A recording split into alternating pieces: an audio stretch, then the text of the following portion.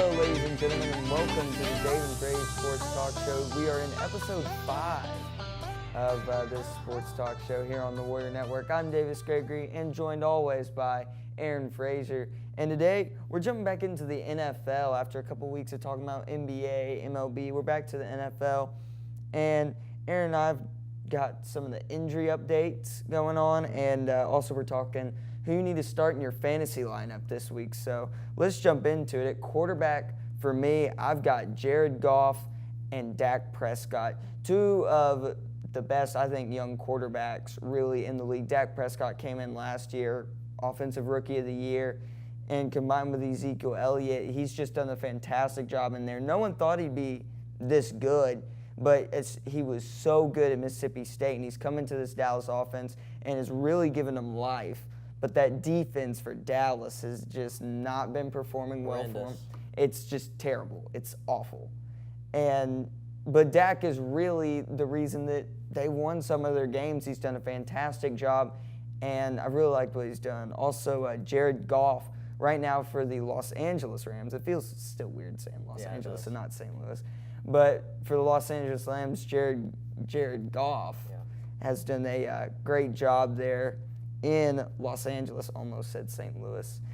And really with Todd Gurley and the weapons that he has, I think Tavon Austin still plays. Yeah, Tavon Austin and this other guy, Robert Woods, I just heard about last week. He played very well against your Giants, of course. And really, I can see the Rams being one of those teams that maybe could give the Eagles a challenge in the playoffs. So those are my quarterbacks. Well, just to be clear, these are quarterbacks you want to pick off the waiver wire listing on your fantasy leagues. So I'm going with Tyrod Taylor and Matthew Stafford. And I'm going with Tyrod Taylor mainly because he's had a good year, 10 touchdowns, 2 interceptions. He's been really consistent. He's hitting 65% of his passes, which is very high from him. In years past, 1,600 passing yards. You got Shady McCoy running with him. This Bills offense is really starting to click. And then Matthew Stafford, competing for that max contract that he's going to get at the end of the year. He's a great player. The Lions, Jim Bob Cooter, they're known for the passing. 14 touchdowns, 4 interceptions, over 2,200 passing yards already on the year. I think he's a steal. And I really like the direction that both these teams Especially Tyrod Taylor got himself a new weapon in Kelvin Benjamin. And that'll be interesting to see how that plays out. Now moving on to running back positions. For me, actually, we both agreed. Yeah. Finally, for once, we agree on something NFL related. And we both went with Alvin Kamara. The Vol for Life has been slaying it in the NFL. And he's done a fantastic job with the Saints. And really one of the reasons that they're on top of that NFC South division they've done a great job at putting him in at receiving positions. And, of course, his natural position is running back, but he's done a great job hauling in catches from that future Hall of Fame quarterback, Drew Brees, he's one of my favorite quarterbacks ever. And Alvin Kamara's fit into that system nicely, and I think he'll rack up a lot of points this week. Yeah, and I just got to say, Alvin Kamara, he has over 300 rushing yards, which isn't a ton, but he's averaging 6 yards a carry. And in the passing game, he's averaging 9.2 yards per catch. So, he's doing a lot, especially in the screen game, and once he gets to the red zone, we're starting to see them opening up with that. My other player that I would like to point out is Carlos Hyde, if you want to pick him off the waiver wire this week, because he is playing a crippled Giants defense. The Giants and San Francisco 49ers are combined 1-16 so far this year. So the running game, and Carlos Hyde, he has just under 500 rushing yards. So he's having a good year, averaging 4 yards a carry. So, I wouldn't blame you picking him up, especially for the coming up this week. Yeah, definitely. And at my other running back position, I forgot to mention, Christian McCaffrey had a breakout week this past week where the Panthers played the Atlanta Falcons, and McCaffrey got 94 total yards and a touchdown, and actually got his longest run of his NFL career so far last Sunday. It was 17 yards. It was 17 yards for the rookie from Stanford, but did a great job. Panthers, after trading Kelvin Benjamin, have really kind of tried to bring in some new guys in, Devin Funchess, who I'll talk about later, and Christian McCaffrey. McCaffrey's just so versatile in an offense where he can run, he can catch, he can do so much for you, return punts. I just really, really like Christian McCaffrey in this Panthers offense. Yeah, and now I'm going to switch gears to wide receiver. And my 2 wide receivers, I picked Robert Woods, which you talked about earlier with Jared Goff.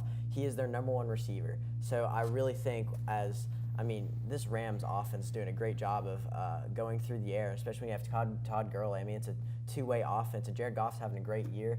Robert Woods, their number 1 receiver, I don't see why you wouldn't pick him up on the waiver wire, which he's on a lot of waiver wires, which is really surprising to me. But, also I'm going with Corey Coleman. Corey Coleman, I know some people might disagree. He's making his debut Week 11 for the Browns, and he's been out for a while.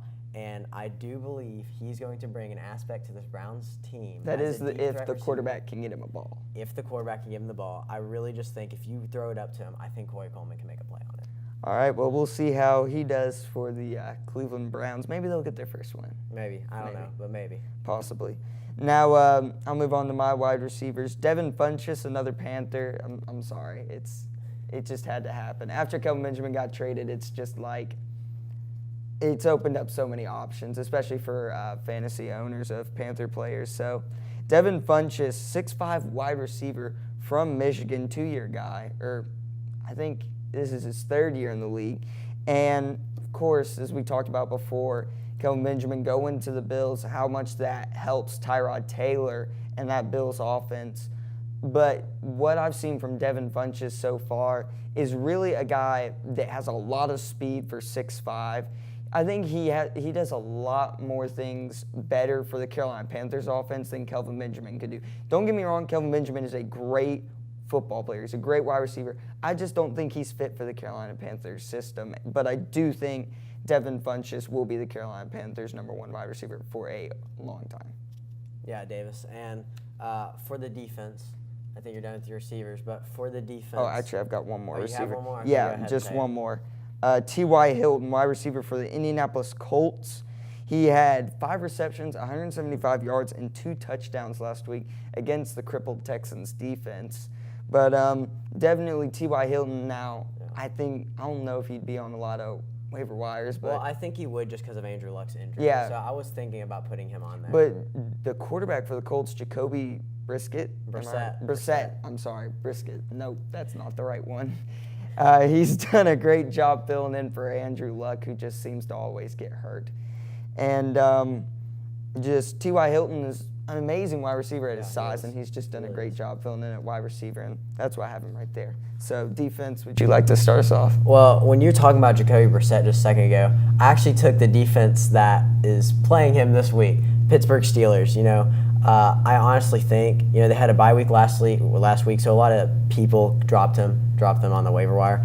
But, if you just look at the stats, they're 5th on the passing game as defense and 9th on the rushing game. So, they're really, really good, solid all-around defense.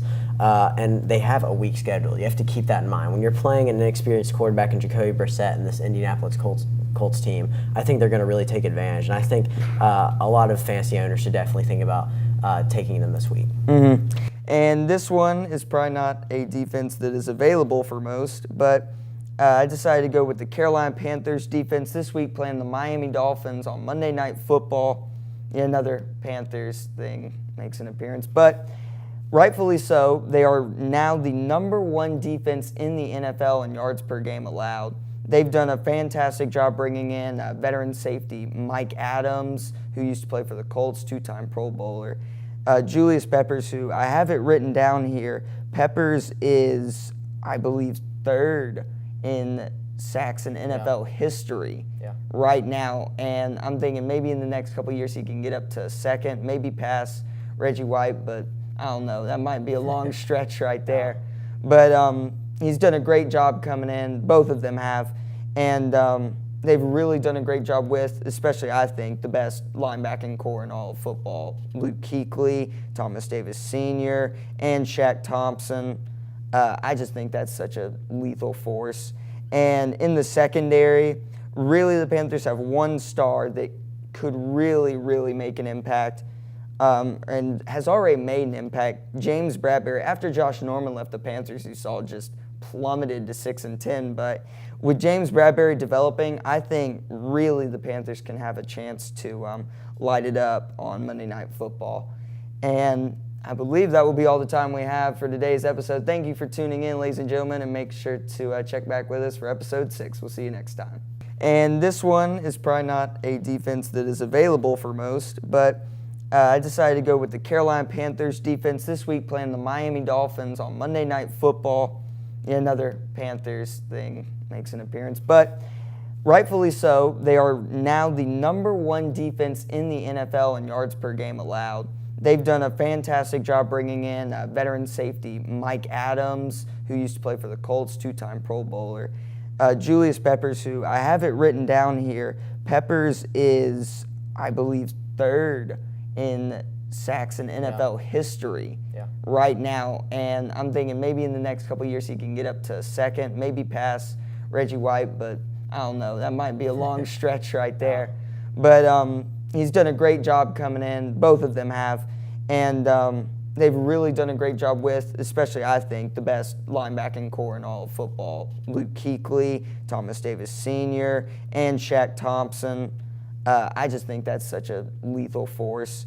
And in the secondary, really the Panthers have one star that could really, really make an impact and has already made an impact. James Bradberry, after Josh Norman left the Panthers, you saw just plummeted to 6-10. But with James Bradberry developing, I think really the Panthers can have a chance to light it up on Monday Night Football.